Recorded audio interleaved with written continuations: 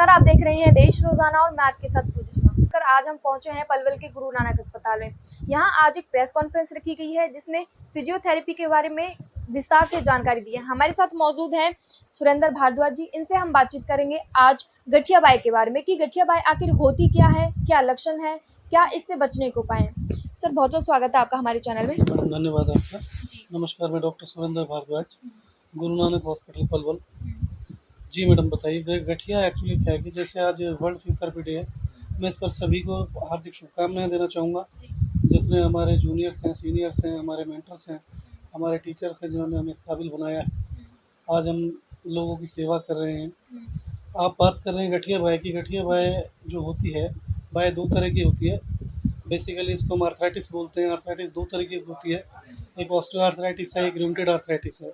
जो 2023 है, इसका एक थीम होता है, जैसे किसी भी चीज़ का थीम होता है, इसका थीम इसको रूमेटॉइड आर्थराइटिस का है 2023 के लिए।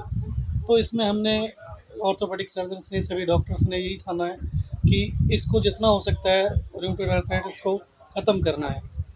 और जो रूमेटॉइड आर्थराइटिस है, ये बेसिकली होता क्या है कि ब्लड इन्फेक्शन से होता है। इसका कोई बाहर से इस तरीके से कुछ खाने पीने से कोई लेना देना नहीं है। ये पेरेंटल हो जाता है, जो माँ बाप से चली हुई बीमारी उससे हो जाती है ये चीज़। इसमें छोटी छोटी उंगलियों में, छोटे जोड़ों में स्वेलिंग आ जाती है, दर्द शुरू हो जाता है। इसमें ये गठिया बाई होती है। इसमें कुछ उम्र का क्राइटेरिया रहता है कि किस उम्र से शुरू होता है और किस उम्र तक आगे खत्म हो जाता है? देखिए, गठिया बाई जो होती है, इसमें मोस्ट ऑफ ये आफ्टर 30 शुरू होती है और ऐसा कुछ नहीं है।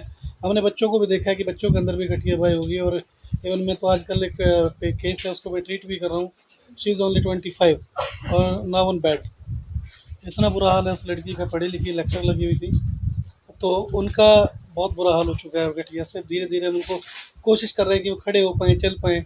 आज इतना होने लगा है कि वो वॉकर पकड़ के थोड़ा सा खड़ा होने लगे। सर इसके लक्षण क्या है कि तब लक्षण हमें दिखें तो हम तभी इसका उपाय कर लें? देखिए, गठिया बाई जो होती है, इसमें जोड़ों में दर्द शुरू हो जाता है। उसके लिए टेस्ट होते हैं, ब्लड टेस्ट। उसको हम RH फैक्टर बोलते हैं उसको। वो टेस्ट कराएं, अगर वो होता है तो इसमें मेडिसिन और एक्सरसाइज दो ही चीज़ें होती हैं। ऑपरेशन इसमें नहीं होता है। अच्छा, किसी भी लेवल पे ऑपरेशन नहीं होता है इसमें? नहीं, ऑपरेशन नहीं होता है। जब बहुत ज़्यादा वर्स कंडीशन हो जाती है, हमारा हिप जॉइंट ख़त्म हो गया, हमारा नी जॉइंट ख़त्म हो गया, तो इसका एक ही सॉल्यूशन होता है कि उसके रिप्लेसमेंट हम करा लें। अच्छा, उसके बाद फिर दोबारा से अपना इसमें आ जाए। तो जैसे एक बार अगर आप रिप्लेसमेंट करा देते हैं तो उसके बाद रहता है कि ये फिर से शुरू हो जाए, फिर खत्म ही हो जाता है बिल्कुल? नहीं, जब नी रिप्लेसमेंट करा लिया, जो हिप रिप्लेसमेंट करा लिया, कोई भी जॉइंट रिप्लेस करा लिया, तो उसके अंदर फिर वो नहीं आएगा। उसमें फिजियोथेरेपी चलती रहेगी, मूवेबल हो जाता है पेशेंट। बाकी अदर जॉइंट्स में वो रहेगा। जो चीज़ ब्लड में है वो तो ब्लड से तो नहीं जाएगी। जी मैडम। जैसे इसे हड्डियों का रोग माना जा सकता है कि हड्डियों में मुड़ाव जुड़ाव इस तरह से होता है, तो क्या कैल्शियम की कमी होने से या फिर खाने पीने से हम इसे सही बना सकते हैं? देखिए, रूमेटॉइड आर्थराइटिस जो है, ये ब्लड का इन्फेक्शन है। इसको हम खाने पीने से सही नहीं कर सकते, मेडिसिन से सही रहेगा। हाँ, कहीं ना कहीं अगर हम अपने न्यूट्रिएंट्स को सही रखेंगे तो वो कहीं ना कहीं मैनेज होगा। जैसे आज का जो युवा है वो देखते हैं कि बहुत आलस से भरा हुआ है कि सुबह लेट उठना, शाम को लेट सोना, व्यायाम नहीं करना, तो इससे उन पे कितना असर पड़ेगा? जिसको रूमेटॉइड आर्थराइटिस है, अगर हम स्पेशल इसी डिजीज़ की बात करें, तो इसमें पेशेंट को मॉर्निंग स्टिफनेस होती है। वो खुद से नहीं उठ पाता है, उसमें बड़ा जोर पड़ता है। उसको ऐसा लगता है कि मेरे जॉइंट चल नहीं रहे, मुझे पेन हो रहा है। मॉर्निंग स्टिफनेस सभी को होती है इसमें। बाकी मैं तो यही कहूँगा कि सभी को उठना चाहिए, व्यायाम करना चाहिए, समय पे उठें, समय पे सोएं, तो उससे आपका शरीर ठीक रहता है। बिल्कुल। जी मैडम। तो मतलब व्यायाम इसमें एक महत्वपूर्ण चीज़ है कि यदि व्यायाम करेंगे तो हमें नहीं होगा?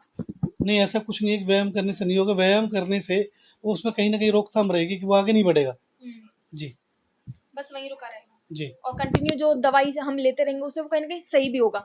हाँ, उसका जो उसके अंदर बैक्टीरिया है वो कहीं ना कहीं कम होगा। जी।